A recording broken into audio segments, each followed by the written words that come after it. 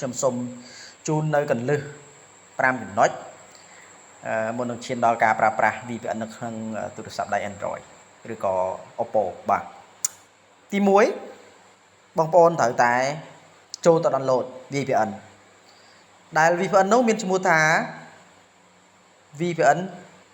Secure VPN បាទ Secure VPN ដូចខ្ញុំសរសេរនេះបងប្អូនបាទទី2បងប្អូនត្រូវមាន fake GPS បាទទី2បងប្អូនត្រូវមាន fake GPS ទី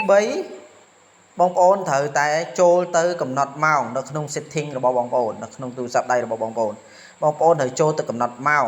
បដូរម៉ោងនិងបដូរទីតាំង location នៅក្នុងទូរស័ព្ទដៃរបស់បងប្អូនទី4បងប្អូនត្រូវតែចូលទៅ select មុខ location បាទដើម្បីយើងចាប់ fake GPS ទី5គឺយើងពិនិត្យនៅលើ Hoover.net ដើម្បីបញ្ជាក់បានថាទីតាំងដែលយើងបានដៅគឺបានជាប់ទៅជោគជ័យទីតាំងដែលយើងចង់បានដែលយើងដៅហើយជំរាបសួរក៏ដូចជាសួស្តីទៅកាន់អ្នកមើលទាំងអស់គ្នាវិលមកជួបគ្នាសារជាថ្មីនៅក្នុងវីដេអូថ្ងៃនេះគឺផ្លែកផ្នែកផ្លែអារម្មណ៍បងប្អូនដែលសារមានពេលវេលាសម្រាប់ធ្វើពេលថ្ងៃកន្លងមកគឺធ្វើវីដេអូចែករំលែកទៅកាន់ពុកម៉ែបងប្អូនគឺធ្វើទៅពេលយប់ទេបងប្អូនពេលយើងទៅអាចថាបងប្អូនមួយចំនួនគាត់នឹងឃើញត្រង់ណាអញ្ចឹងថ្ងៃនេះឆ្លៀតពេលប្រហែលជាក្នុង5នាទីទេបងប្អូនដើម្បីធ្វើវីដេអូចែករំលែកទៅកាន់ពុកម៉ែបងប្អូនអស់គ្នាដោយសារមានបងប្អូនយើងគាត់សនំពោមកកាន់ខ្ញុំឲ្យធ្វើវីដេអូទាក់ទងvớiការប្រើប្រាស់ VPN នៅលើទូរស័ព្ទដៃ Oppo បងប្អូនបាទអញ្ចឹងតិចទៀតនេះខ្ញុំនឹងចូលទៅបង្ហាញប្រាប់ពុកម៉ែបងប្អូនអស់គ្នាដើម្បីចែករំលែកពីលើកខ្លីៗពីការប្រើប្រាស់ VPN បងប្អូនដឹងស្រាប់ហើយថា VPN វាមានពីរប្រភេទ VPN free ហើយនិង VPN មិន free មានន័យថាយើងប្រើដោយបង់លុយអញ្ចឹងបងប្អូនអាចនិយាយបានថាបើសិនជាបងប្អូនមិនទាន់បានចំណូល Facebook បងប្អូនអាចនិយាយបានថាមិនចាំបាច់ប្រើ VPN ទិញក៏បានដែរគឺយើងប្រើ free សិនដើម្បីអីដើម្បីយើងបាននៅ account បរទេសសិនអញ្ចឹងនៅពេលដែលយើងមាន admin បរទេសហើយអីហើយអានឹងចាំយើង add account ឬក៏ page ដែលយើងបានបង្កើតនឹងចូលដើម្បីយើងមានសិទ្ធិស្ដាប់សំណួរលួយជាមួយនឹងក្រុមហ៊ុន Facebook អញ្ចឹងវីដេអូថ្ងៃនេះគឺនឹងចែករំលែកនៅក្នុងកម្មវិធី Android នៅក្នុងទូរស័ព្ទដៃ Android ហើយគូបញ្ជាក់ផងដែរថ្ងៃនេះគឺមកពីអ្នកបងប្អូនបាទដើម្បីភាសាការងារផងហើយនឹងលំហែផងបងប្អូននៅតាមដងមាត់ទន្លេនៅទឹកដីក្រុងស្ទឹងត្រែងពីអ្នកលោកគ្រូជាលោកប្អូនជាបងប្អូនបាទណាបងប្អូនមួយចំនួនអាចនឹងមិនទាន់ស្គាល់គាត់ទេថ្មីនៅក្នុង channel មួយនេះជួបជាមួយនឹងគាត់ឥឡូវឲ្យបងប្អូនមើលពីទេសភាពនៅទឹកដីស្ទឹងត្រែងបន្តិចនេះគឺជាទេសភាពនៅតាមដងទន្លេសេកុងបងប្អូនបាទទន្លេសេកុងនេះគឺជាទន្លេមួយដែលលាតសន្ធឹងទៅដល់ប្រទេសវៀតណាមបងប្អូនបាទហើយចំណែកឲ្យខាងនោះគឺទន្លេមេគង្គដែលជាទន្លេដែលមានប្រវែងវែងជាងគេលាតសន្ធឹងរហូតទៅដល់ប្រទេសចិនណាបងប្អូនទន្លេមួយហ្នឹងហើយបើមើលខាងមុខឯនោះវិញគឺស្ពាន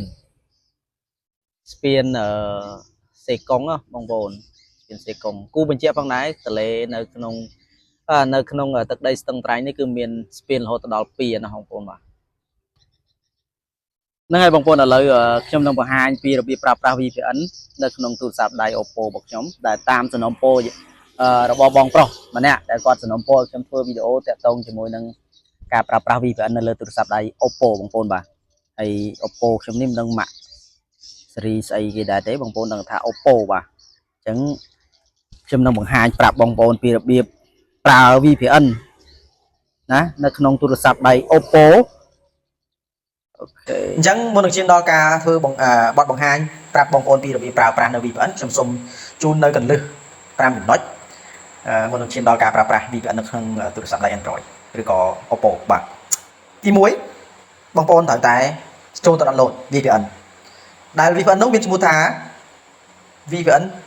Secure VPN បាទ Secure VPN ដូចខ្ញុំសរសេរនេះបងប្អូនបាទទី2បងប្អូនត្រូវមាន fake GPS បាទទី2បងប្អូនត្រូវមាន fake GPS ទី3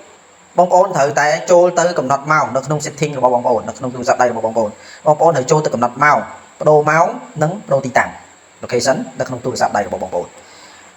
ទី4បងប្អូនត្រូវតែចូលទៅ select មុខ location បាទដើម្បីយើងចាប់ fake GPS ទី ទី5គឺយើងពិនិត្យនៅលើ whoer.net ដើម្បីបញ្ជាក់បានថាទីតាំងដែលយើងបានដៅគឺបានជាប់ទៅជោគជ័យទីតាំងដែលយើងចង់បានដែលយើងដៅដែលយើងចាប់ទៅក្រៅប្រទេសហ្នឹងត្រូវបានចាប់ទៅជោគជ័យបើសិនជាបងប្អូនអត់ពិនិត្យនៅក្នុង whoer.net ទេនោះបងប្អូនមិនដឹងថា location ដែលយើងដាក់ហ្នឹងគឺដាក់នៅប្រទេសណាទេទីតាំងនៅទីណាទីណីអញ្ចឹងណាបងប្អូនអញ្ចឹងមុននឹងបងប្អូនចេះពីរបៀបប្រើប្រាស់នៅ VPN បងប្អូនត្រូវមាន5ចំណុចហ្នឹងបាទអញ្ចឹងកុំឲ្យខាត់ពេលយូរខ្ញុំចូលទៅបង្ហាញប្រាប់បងប្អូនតែម្ដងនេះបងប្អូនទី1បងប្អូនត្រូវមាននេះ VPN មួយនេះបាទទី2បងប្អូនត្រូវមាន fake GPS មួយនេះត្រូវចូលទៅ download នៅក្នុង Play Store អញ្ចឹងណាបងប្អូនបាទអញ្ចឹងឥឡូវកុំឲ្យខាត់ពេលយូរពីរបៀបប្រើប្រាស់ VPN បន្ទាប់ពីយើង download មកហើយបងប្អូនចុចលើនេះមកចុចនៅលើហ្នឹងវានឹងមានប្រទេសជាច្រើនដែលប្រើប្រាស់ free ដោយមិនអស់លុយទេបងប្អូនប្រើប្រាស់ free អញ្ចឹងនៅពេលចូលមកដំបូងគឺវាមានរូបភាពបែបនេះអញ្ចឹងខ្ញុំចុច allow ទៅបាទ allow មួយទៀតមកបាទបន្ទាប់ពីខ្ញុំចុច allow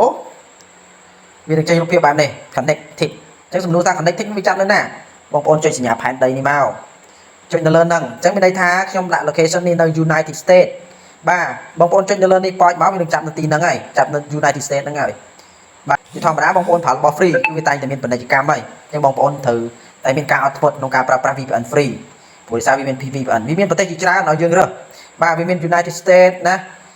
អាមេរិកខាងជើងអាមេរិកខាងត្បូងមាន France សិតតែ free ទាំងអស់បងប្អូនឃើញទេសិតតែ free ទាំងអស់មាន Australia និយាយទៅគឺប្រទេស free វាមានតែប្រទេសទេចំណែកវាចេញ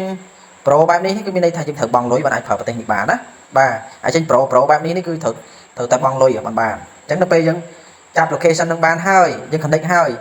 យើងចេញមកវិញលើខ្ញុំចុចយក download បាទចុចយក download បាទបងប្អូនចាំតិចបងប្អូនបាទដោយសារវាកំពុងដើរ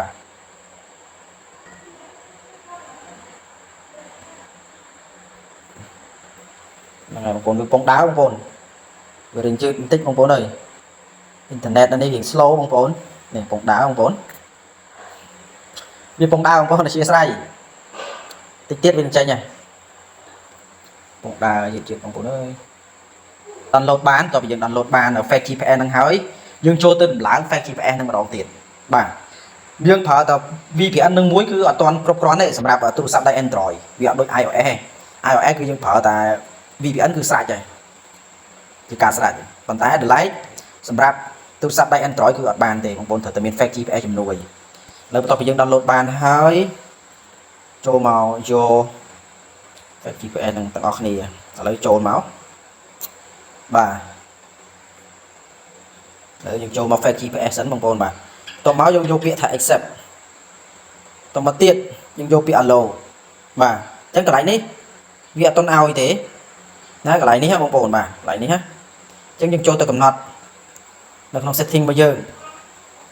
នៅក្នុង setting របស់យើងសាប់ខ្ញុំគាត់បងប្អូនចូលមក setting រួចបងប្អូន search យកបន្លឿនបងប្អូនណា search យកពាក្យ select មកបាទ location ឲ្យអត់ទេបងប្អូនបាទ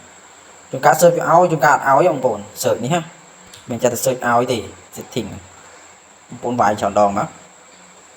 មើលវាឲ្យអត់មើល select វាឲ្យទេបងប្អូនអើយនេះចេញមកបងប្អូន select នេះបងប្អូនយកពាក្យ select នេះបងប្អូនទៅចូលទៅកំណត់ក្នុងនេះសិនណាបានវាឲ្យបងប្អូន select មក location នេះណាបាទបន្ទាប់មកយើងចុចលើហ្នឹងបាទធ្វើមួយបងប្អូនបាទ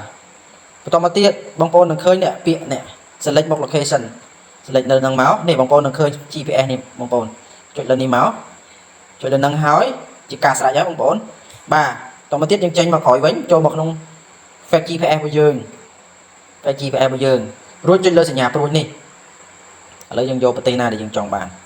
ចុចលើហ្នឹងមកនេះបងប្អូនចាប់ទីតាំងហើយឥឡូវឲ្យតែចេញក្រហមចឹងគឺចាប់បានហើយណាបងប្អូនចាប់បានហើយអញ្ចឹងឥឡូវយើងទៅយកទីតាំងមួយដាក់ New York មួយសេចយកអាហ្នឹងមកយកអានេះមកបងប្អូនបាទចូលនៅ Alaska នេះមកហើយចុចលើហ្នឹងមកនេះបងប្អូនឥឡូវយើងយកទី3 location ទី3ណាត្រូវអត់ Alaska នេះបាទឥឡូវដើម្បីយើងដឹងថាវាចាប់ទីតាំងនៅប្រទេសណាចុងក្រោយគេគឺយើងចូលទៅក្នុងជ្រោមហើយយើងវាយថា whoer.net តើ IP វាចាប់នៅប្រទេសណា IP វាចាប់នៅប្រទេសណា ដើម្បីយើងដឹងថា IP វាចាប់ទៅក្រៅប្រទេសហើយនៅឬក៏វានៅប្រទេសកម្ពុជាឥឡូវយើងចូលទៅមើលទាំងអស់គ្នា IP វាចាប់នៅក្រៅប្រទេសនៅកំពុងតែចាប់ដើមនេះបងប្អូន hoover.net មកហើយបងប្អូនអត់ទាន់ដឹងថាចាប់នៅណាទេនេះបងប្អូននេះបងប្អូនវាចេញនេះឃើញទេបងប្អូនវាចេញ Hill Boston នេះណានេះបងប្អូនឃើញទេបងប្អូនគឺវាចាប់នៅ United States វាចាប់នៅសហរដ្ឋអាមេរិកណាអញ្ចឹង IP យើងបានតែ90ទេទីទូទៅ IP បើចាប់បាន100បើចាប់បាន100គឺជា VPN ដែលយើងប្រើទិញតែបើសិនជាយើងអត់ប្រើទិញទេយើង free ទេគឺបានតែ90% ទេកន្លែងនេះហ៎បងប្អូនអញ្ចឹងនេះគឺយើងបានចាប់ទីតាំងដោយជោគជ័យហើយនៅលើទូរស័ព្ទដៃ Oppo បងប្អូននៅក្នុងទូរស័ព្ទដៃ Oppo គឺបានជោគជ័យហើយអញ្ចឹងបើសិនជាបងប្អូនមិនទាន់កន្លែងណាបងប្អូនអាច comment នៅពីខាងក្រោមគេលោថាខ្ញុំធ្វើវីដេអូទៅវាមិនទាន់ត្រូវ 100% ខ្ញុំនឹងធ្វើបន្ថែមទៀតឲ្យច្បាស់ជាងនឹងអញ្ចឹងណាបាទពីវីដេអូមួយនេះមានប៉ុណ្ណឹងអរគុណច្រើនបាយបាយជួបគ្នាវីដេអូក្រោយ